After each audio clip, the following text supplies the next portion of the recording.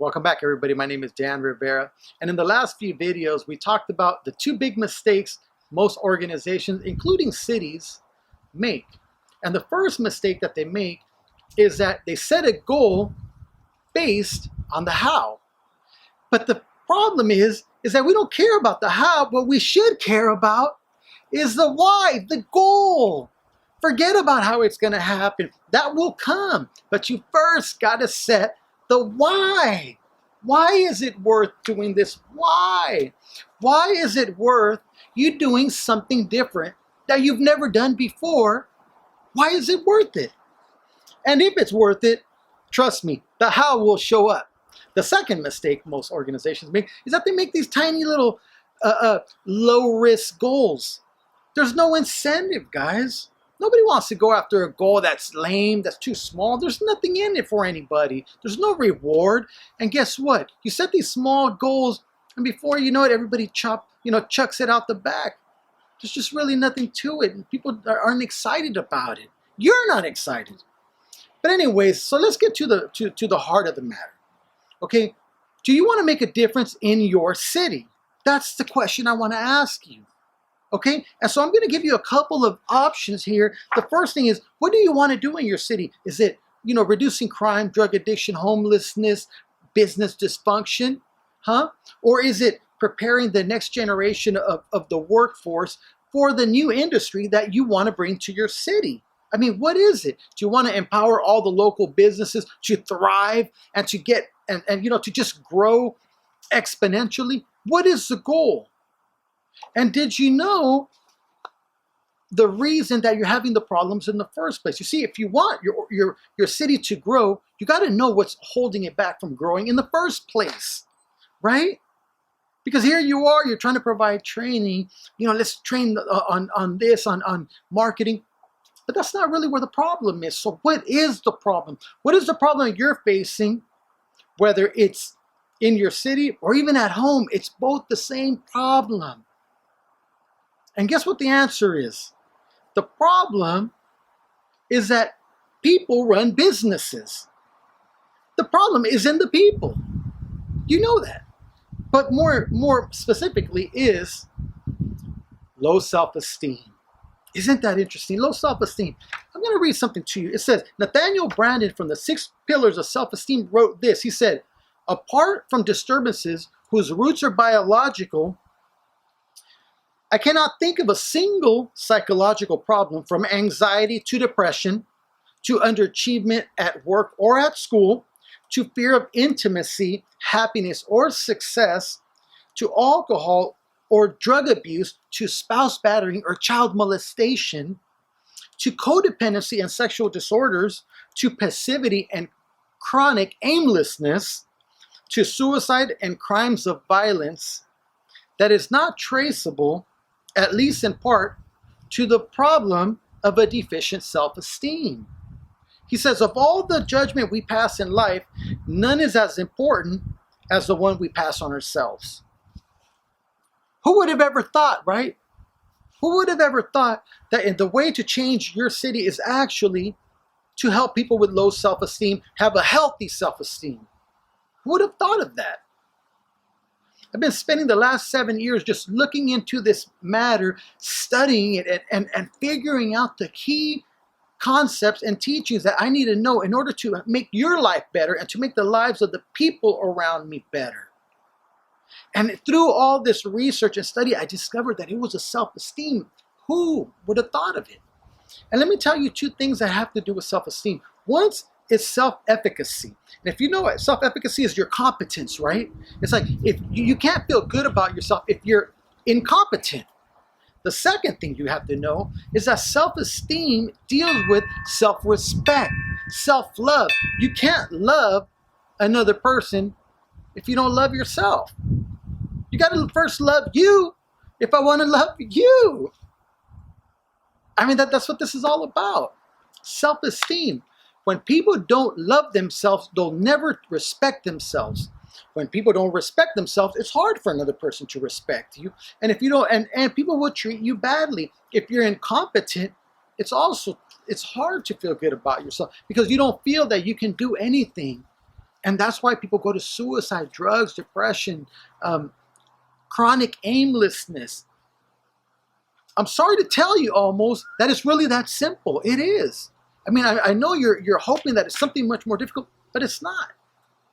That's the first part of the problem. When you start to realize that self-esteem is really that important in the lives of people, it's going to change everything. It'll change their life. And what I have to tell you is that there are statistics that are showing that about 85% of the population have low self-esteem. That means that one in just about every single family is the only one that doesn't have low self-esteem. And now we're breeding it, and over the last 8 years, this has exponentially grown. That's why it actually, low self-esteem is trending with homelessness, drug addiction, and crime, and all these other sexual appetites, and on and on. Problems with integrity. And the main reason, and I'm going to show you, and I'm going to tell you why. Why has low self-esteem grown exponentially? And here's why. It is because people have started to follow social values. Social values, that's what it is. Guys, every few years social values changes. And you have also moral values, but moral values are timeless principles, universal principles that no matter what culture or what country in the world you go to, you always build trust and you always gain trust. Social values, on the other hand, not so much. You see, what are social values? Popularity, victimism, oppression, indulgence. You know, these are all things that if it feels good, do it. But guess what? When people do what feels good, they come to a moment in time when then they reflect and they realize that it's against their moral values for them to act upon every impulse. And so then you have a person who is fighting with self-awareness and social awareness, and they have all this dissonance in their mind that is lowering their self-esteem. Guys, it's really that simple. It is. And make sure that you're getting this. And I'm sorry that it's not as more difficult than it should. It doesn't require a brain surgeon to figure this out. I'm not a brain surgeon, guys. I'm just somebody who's dedicated to the commitment of my people. I want to see America. I want to see my communities. I have love for the people, guys. And I had to first love me so that I could love back, right? And so the whole thing is we have families who are following social values, and it's tearing America up. And I'm going to show you this moral compass, and I hope this adds a little bit of more context. You see, here, and I'm not sure if you can see that, but here you have moral values that always point north. It's basically a moral compass is a compass that if you're going to navigate the ocean, you've got to make sure that it's pointing north. Otherwise, you're going to get lost at sea. And if you get lost at sea, what's going to happen? You're going to die. You're going to die. In the same way, we have to realize that when our self-esteem also dies, we die with it. Okay? And most people are using a social compass. You see, it's okay to believe that certain things are worthy of its energy or standing up. You know, for example, fighting for the ecosystem. I believe it's true. I'm very green. I agree with that. However, in order for us to be able to pursue, we have to make sure that we follow all moral values to achieve a social value. And so long as we don't cross any of these moral values, we're going to find that our self-esteem is going to maintain and it's even going to rise. But when we act in a way that is against our own moral compass, we're always going to lower our self-esteem. So when you lie, you lower your self-esteem. When you tell the truth, you raise your self-esteem. When you break the law, you lower your self-esteem. Consciously or unconsciously, you lower your self-esteem. When you follow the law, you raise your self-esteem. Everything, each and every day, Everything that you do lowers your self-esteem or it improves your self-esteem. But most people are not aware of that. You see, moral values they're not about religion. So slow down. They're not about religion. Moral values are about empathy, integrity, freedom, fairness, discipline, kindness, respect, honesty, responsibility, contribution, service, abundance mentality, humility. And guess what all this leads to? It all leads to self-confidence, leadership, world impact, and free will.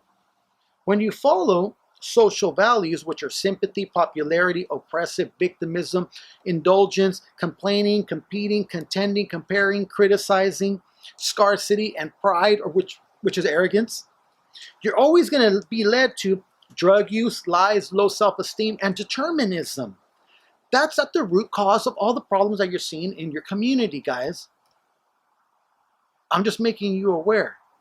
If you want to solve all of your city issues, you're going to have to deal with this fact. When people follow these, you're always going to build them up, and they're always going to feel great about what they're doing. When people follow social values, they're always going to have a dissonance within their own mind, and it's going to create trouble. Now, I hope I'm giving you a pretty good understanding. If you have any questions, email me, and I can help you become aware a little bit more about what you need to know and how you might be able to make that difference. Because through all of my training, I always make sure that everything targets self-esteem. And each and every lesson, self-esteem, self-esteem, self-esteem. Do you know what the definition of mental illness is? It's the inability to cope with life's challenges and with the inability to set and achieve goals. It's as simple as that. Do you know what self-esteem is? Self-esteem is the ability to deal with life's challenges and to be able to set a goal and achieve it. So the very inverse of self-esteem is mental illness. Look up the World Health Organization. That's where I get all my research. Guys, I hope you're taking something from this. And if you have any questions, go ahead, reach out to me. I want to help you make a difference in your community. But it's up to you really to, one, have the desire to go after it, and two, give me a call, see what we can do together. Guys, everybody have a great day. Thank you so much.